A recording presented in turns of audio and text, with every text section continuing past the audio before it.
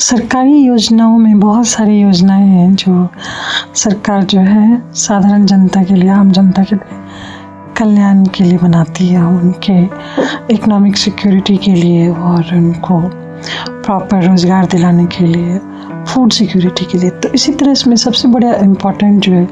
जो पिछली सरकारों में एक बहुत ज़्यादा इम्पोर्टेंट योजना रही है और काफ़ी चर्चा में भी रही है और आजकल उसका जिक्र ज़्यादा हो रहा है क्योंकि उसमें कुछ नाम के परिवर्तन की बात हो रही है और उस योजना को और ज़्यादा लाभकारी बनाने की बात चल रही है संसद में भी। तो आइए जानते हैं मनरेगा के बारे में। महात्मा गांधी राष्ट्रीय ग्रामीण रोजगार गारंटी अधिनियम, जिसको हम मनरेगा बोलते हैं शॉर्ट में, ये ऑलरेडी भारत में लागू है और ये एक रोजगार गारंटी योजना है जिसको 2005 में 5 सितंबर को विधान द्वारा अधिनियमित किया गया था। और ये योजना जो है प्रत्येक वर्ष में, किसी भी वित्तीय वर्ष में, एक ग्रामीण परिवार को, उनके वयस्क सदस्यों को 100 दिन का रोज़गार जो है वो उपलब्ध कराती है, जो कि मतलब एक तरह से गारंटी दी जाती है, जो प्रतिदिन 220 रुपये से की संवैधानिक न्यूनतम मजदूरी जो है उस पर उनको सार्वजनिक कार्य दिया जाता है और ये अनस्किल्ड लेबर के लिए है।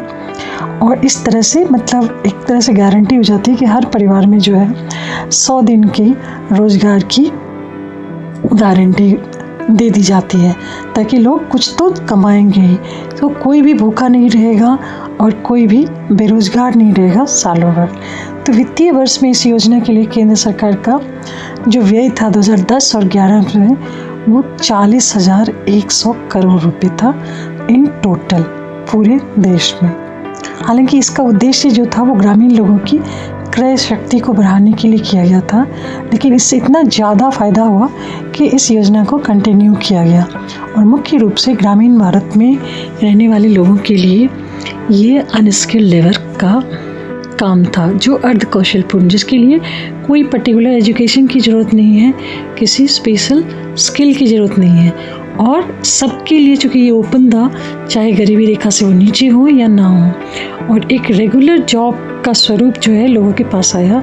और जिसमें 1/3 से ज़्यादा महिलाएं भी शामिल हुई। तो इस तरह से इस मनरेगा में जैसे सड़क बनाने की योजना हुई है तो उसमें मजदूरी की बात थी। इस तरह से कई सारी ऐसी योजनाएं जिसमें कोई भी वर्क कर सकता है, काम कर सकता है और कम से कम साल भर में 100 दिन तो जो है वो पैसे कमा सकता है। इस तरह इसके साथ साथ जो है कॉल सेंटर भी खोलने की योजना शुरू हुई है जिसमें टोल फ्री नंबर रहेगा और उस पर संपर्क किया जा सकता है। इसको शुरू में राष्ट्रीय ग्रामीण रोजगार गारंटी अधिनियम कहा गया, नरेगा, लेकिन बाद में नरेगा को फिर से पुनर्गठित करके महात्मा गांधी का नाम जोड़ दिया गया और ये मनरेगा हो गया। मनरेगा को लाने में जो है, जो पिछली सरकार में जो गठबंधन सरकार थी उसमें वाम दलों का समर्थन था और इसके वजह से ये योजना लाई गई थी और इसका चुनाव जो है 2009 में जब यूपीए का पुनर्विजय हुई थी उसकी वजह में मनरेगा को भी लिया जाता है कि मनरेगा ने जो है उनको बल दिया, उनकी सरकार को आने में उनकी मदद की। और इसमें सबसे बड़ा योगदान जिनका था वो दिल्ली के ही दिल्ली स्कूल ऑफ इकोनॉमिक्स में अर्थशास्त्री हैं एक जियां ड्रेस, जो कि बेल्जियम के हैं और भारत की अर्थव्यवस्था के पूर्ण सपोर्टर हैं और उन्होंने इस योजना को बनाने में बहुत ही अहम भूमिका निभाई। ये अधिनियम जो है राज्य सरकारों द्वारा मनरेगा की योजनाओं को लागू करने के निर्देश देता है। तो एक तरह से ये केंद्र सरकार मजदूरी की लागत जो है और 3/4% जो है वहन करती है और प्रशासनिक लागत का भी कुछ % वहन करती है। उसके बाद जो है 1/4% जो है वो राज्य सरकारें जो हैं उसको वहन करती है और इसमें बेरोजगारी भत्ता और माल की लागत का जो कॉस्ट होता है वो और प्लस एडमिनिस्ट्रेटिव कॉस्ट उसका, तो टोटल जो है 1/4 जो है राज्य सरकार को वहन करना था और 3/4 जो है वो केंद्र सरकार को वहन करता था। और राज्य सरकार जो है ऑलरेडी बेरोजगारी भत्ता देती है, तो श्रमिकों को रोजगार प्रदान करने के लिए राज्य सरकारों को भारी प्रोत्साहन दिया गया। हालांकि बेरोजगारी की भत्ते की राशि कितनी हो वो हर राज्य की सरकार पर निर्भर करता था, और इसलिए इसमें जो नियम है कि पहले 30 दिनों की न्यूनतम मजदूरी जो है वो 1/4 भाग से कम ना हो, और उसके बाद की जो न्यूनतम मजदूरी है वो हाफ से कम ना हो। तो इस तरह से प्रतिदिन हर परिवार को 100 दिन का रोज़गार जो है देने की गारंटी की गई, और इसमें सक्षम और इच्छुक दोनों तरह के श्रमिकों को वित्तीय वर्ष में किसी न किसी तरह का काम प्रदान किया जाएगा, इसकी गारंटी दी गई। तो इससे ग्रामीण परिवारों में जितने भी, एक परिवार में अगर जितने भी वयस्क सदस्य हैं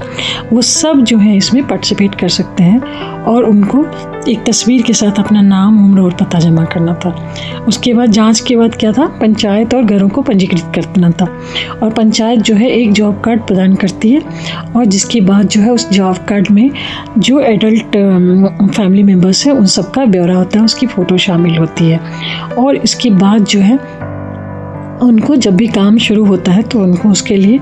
आवेदन करने के लिए अलाउ करते हैं, और जो आवेदक काम नहीं पा रहे हैं उनको बेरोजगारी भत्ता प्रदान किया जाता। इस तरह से जो ये योजना बनाई गई, इसमें स्त्री और पुरुषों के बीच का भेदभाव बिल्कुल हटा दिया गया। ये सुनिश्चित किया गया कि दोनों को समान वेतन मिले और सबको रोजगार मिले, और सभी वयस्क जो है रोजगार के लिए आवेदन कर सकते हैं।